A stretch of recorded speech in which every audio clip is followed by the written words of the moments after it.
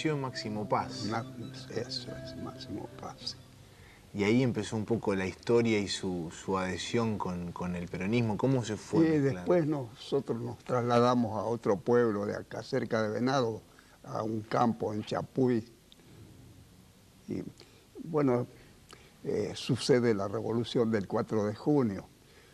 Ahí uno escuchó por la radio que había sido depuesto por un golpe militar el presidente Castillo. Y bueno, yo pensé, acá se viene el cambio, porque al año siguiente iba a haber elecciones y se continuaría con el fraude. Proponían de candidato a Patrón Costas, con un aliado radical del radicalismo que hacía alianza con los conservadores. Y bueno, se vendría otro fraude.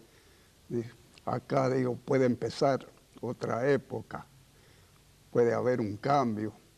Y así fue, porque las primeras medidas que tomó el nuevo gobierno eran de un tono distinto a lo que había ocurrido hasta ahora en el país, hasta ese tiempo. Hablábamos de cómo comenzaron digamos, usted a simpatizar y a militar y a tener noción del peronismo y a acercarse y esas ideas. Y sí, a través de que me tocó el servicio militar.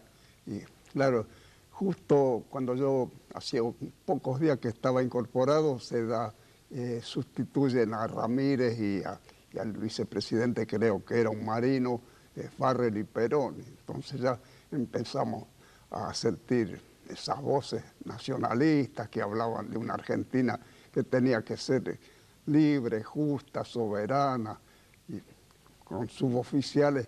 Eran tiempos de la guerra y suboficiales y oficiales del ejército que eran muy simpatizantes de Alemania, ¿vio?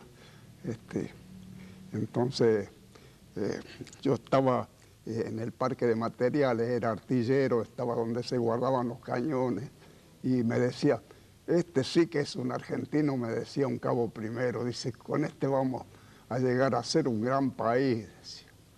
Un estímulo. ¿Y usted se queda en Buenos Aires después que termina la conscripción? ¿Cómo? Y yo la conscripción la hice en Entre Ríos. En Entre Ríos. Y estuve un año como suboficial de reserva, pero no me agradaba la vida militar porque, bueno, no tenía espíritu militar, o sea, para maltratar gente, como veía tratar yo a los conscriptos. Entonces me fui a Buenos Aires en busca de trabajo y me sorprende el 17 de octubre ahí. ¿Cómo llega usted al 17 de octubre? Usted decía, ya venía escuchando de Farrell, Sí, venía escuchando de Perón. Y sí, porque hacía varios días que yo estaba, sí, venía escuchando y había escuchado muchas veces a Perón, sus discursos, sus proyectos. Y esos días, bueno, hubo una concentración de la oposición en Plaza San Martín, empiezan a presionar hasta que el general Ábalos y otros de la guarnición de Campo de Mayo imponen la renuncia de Perón. ¿Y usted cómo vivía eso personalmente? ¿Cómo esos momentos? Como diciendo, volvemos a lo de antes, dije yo. Pero empezó la gente a moverse. Había manifestaciones por las calles y la radio dice, simpatizantes de un militar detenido, renunciante, dice, se están moviendo, reclamando su presencia, dice. Sí, o algo así, palabras más o menos así, dice. Son pequeños grupos, dice, piden el regreso de un coronel que fue ministro de Trabajo, vicepresidente, dice, pero son grupos sin mayor importancia. Claro, no pensaban Sí, en la cantidad de gente que se aglutinaría y que iba a traer ese 17 de octubre. Y eran los días previos, así, del 1 al 8 de octubre, así, empezó a moverse la gente, pues. ¿Usted dónde trabajaba? ¿Qué hacía en Buenos Aires? Después conseguí trabajo en una fábrica de vidrio, yo, en la localidad de Caseros. ¿Qué se hablaba, digamos, ahí entre la gente? ¿Qué cosas se conversaban en esos momentos? Y la gente decía, pero volveremos a lo de antes. Dice, este hombre nos había dado libertad sindical, dice, hablaba de justicia social, dice, de mejorar la situación del trabajador, nos hablaba como argentino, dice, que teníamos que ser conscientes de nuestra fuerza, confiar en nosotros, no inspirarnos en doctrinas extranjeras, dice, nada de anarquía ni enfrentamiento de clases, sino de armonizar entre el capital y el trabajo, dice, porque la lucha de clases no conduce a nada. ¿Y cómo llega usted a ese día a la plaza, a la marcha? Y sí, estaba parando en la casa de una prima, así, dice, vamos, vamos, allá cerca del barrio de Liniers, nos fuimos caminando a 120 cuadras. 120 cuadras caminaron. ¿Y cuánta gente que haber caminado mucho? Y sí, y los que cruzaban el riachuelo porque habían levantado los puentes. A nado lo cruzaban. A nado lo cruzaban algunos. Mire esas aguas inmundas. Hasta que después resolvieron bajar para que la gente pasara, porque el movimiento se iba aumentando cada vez más el número de gente. Y tuvieron miedo. Aparte venía gente, hablábamos... Sí, sí, gente del interior también, lados. pero si a mí me decía un tucumano, dice, nosotros nos habíamos embarcado, dice, hasta con caballos, dice, en el tren, dice, llevábamos. Claro, había sido un movimiento importantísimo, Y sí, no era solamente... se ve que no era una utopía lo que este hombre prometía, sino que era realidad, porque la gente creyó. Y si la gente creyó, si se identificó con él, es por algo debe ser. O porque Dios quiso una vez darle una mano al pueblo argentino, ¿no es cierto? ¿Y cómo usted venía caminando por las calles y toda esa gran movilización y esa masa de gente que se desplazaba, cómo ve que lo veía el resto de la ciudad que no participaba? Porque había gente que no participaba. Sí, vio algunos... insultaban así, o hacían gestos, y después tuvieron que encerrarse porque la gente reaccionaba ya. Claro. Digamos, de eso ahí, de ahí nacen los famosos descamisados, los cabecitas negras, sí. Un poco de Claro, esa gente nueva que asomaba en un radio urbano a la cual no era habitué, digamos, no estaba en esos lugares, no pertenecía habitualmente a esos lugares. Los grasas, los cabecitas negras, dice, los descamisados, porque Perón, dice, se sacaba el saco, ¿vio? Usted me contaba que le tocó presenciar algunos hechos. Y sí, cuando las desconcentraciones sí tiraron desde el edificio Crítica, desde La Nación también, de la azotea de La Nación tiraban ácido ese que se usa para la impresión de los diarios, no sé qué ácido es, y de Crítica eran tiros y murió un chico joven ahí, cerquita de donde yo pasé, así había caído este chico. Pero tiraban así Sí, tiraban a la multitud, sí, claro, que se estaba desconcentrando. ¿Y quiénes eran las personas que tiraban, supuestamente? Porque una vez que lo liberan a Perón... Imagínese que el director de Crítica era Natalio Botana, un mercenario. Eso no es un periodista ni nada, había sido echado de su país. Uruguayo era Botana. Era uruguayo, sí.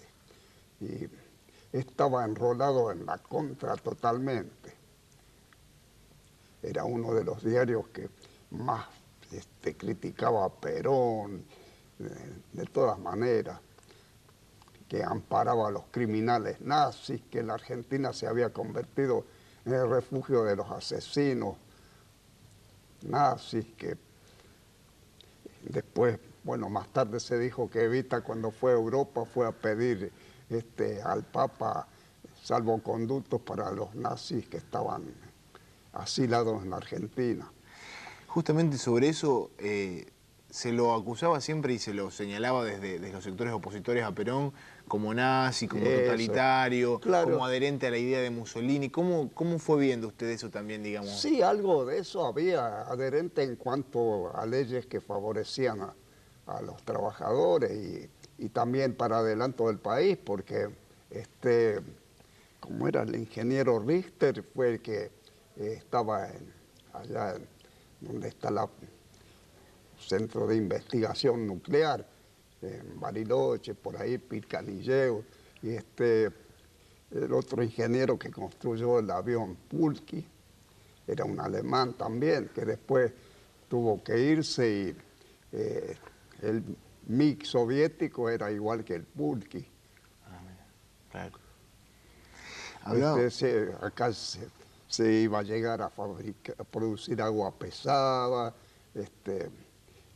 y a dominar la energía atómica, si ya estaba casi a la altura de Estados Unidos en la investigación nuclear y aeronáutica. Cuando hablamos del 17 de octubre y además de señalar las vivencias y las cosas que pasaban en ese entorno, también aparecen otras figuras que conjuntamente con Perón acompañaban esas ideas, donde estaba lo que hablábamos de Forja, de Arturo Jauretche, de personas que venían acompañando también y trabajando desde otros lugares. Claro, porque coincidía con lo que ellos habían venido sosteniendo en tiempo de la década infame. Ellos eran radicales, irigoyenistas eran contrarios, y inclusive hasta de Alvear, que era el líder radical, porque siempre pactaba con los conservadores, o sea que entregó al radicalismo. Vino a hacer algo así como hizo Menem, claro, con lo nuestro. Y usted había seguido y tuvo la posibilidad de escuchar a Jauretche en algunas charlas y todas. Sí. ¿Qué cosas le fueron quedando, digamos, de una de las personas que quizás hoy ha sido un poco olvidado y que... Sí, desgraciadamente olvidado.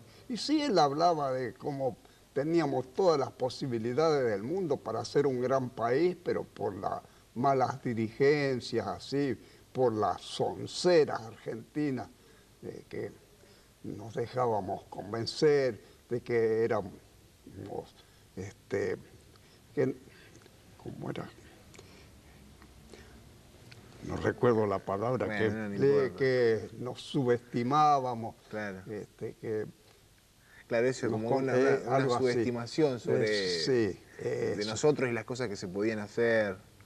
Y hay otra frase que usted me decía de alguien que era Scalabrini Ortiz, que también estaba dentro de la gente que trabajaba, claro, y cuando definía el 17 de octubre. Sí, y Scalabrini Ortiz dijo: yo pude ser el niño mimado de la oligarquía y preferí suicidarme, porque abracé la causa del pueblo y de la soberanía del país. Y era descendiente de gente de alcurnia, de Europa, así, de príncipes o algo así, ¿vio? Mira. Por la parte del padre.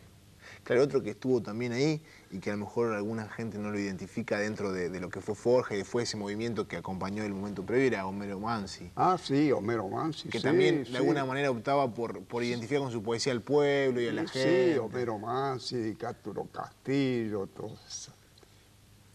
Sí, Homero Mansi estaba muy identificado con Forja, con Jauretche. Pienso que ese también fue parte de los cimientos que fue construyendo de alguna forma, que fue acompañando a lo que iba a después de ser el nacimiento y el desarrollo del peronismo. Y sí, gente más ilustrada, vio, que tenía ideas, vio, gente pensante.